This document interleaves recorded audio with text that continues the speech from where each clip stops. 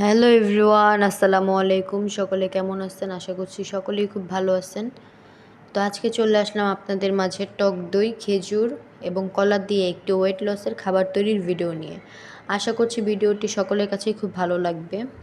তো এখানে আমি খাবারটি তৈরি করার জন্য নিয়ে নিয়েছি একটি টক দই, একটি কলা এবং 3টি খেজুর। তো চলুন চট করে টক দইয়ের প্যাকেটটি কেটে নেওয়া যাক।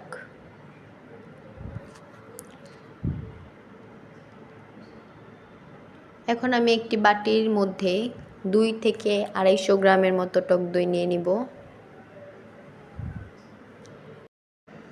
এই 3টি খাবারের সাথে আপনারা চাইলে মধুও অ্যাড করতে পারেন, কিন্তু আমি মধুটাকে স্কিপ করেছি কেননা কলা এবং খেজুর খুব মিষ্টি, যার কারণে মধুটা দেইনি। আপনারা চাইলে মধু দিয়ে খেতে পারেন। এখন আমি কলা এবং খেজুরগুলোকে স্লাইস করে নিব।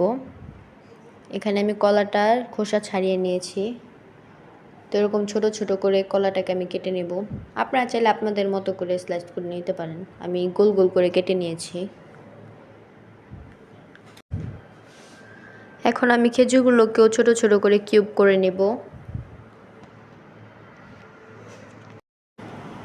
এই খাবারটি যদি আপনারা দৈনিক সকাল এবং রাত্রে খেতে পারেন, তাহলে 10 থেকে 15 দিনের মধ্যেই খুব ভালো একটি ফিডব্যাক পেয়ে যাবেন।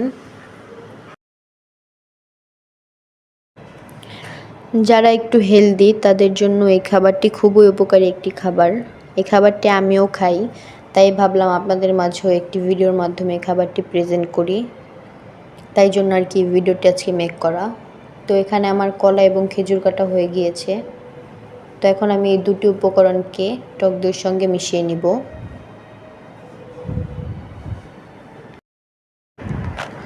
এখানে আমি এক এক করে কলা এবং খেজুরকে টক দইয়ের সঙ্গে মিশিয়ে নিব।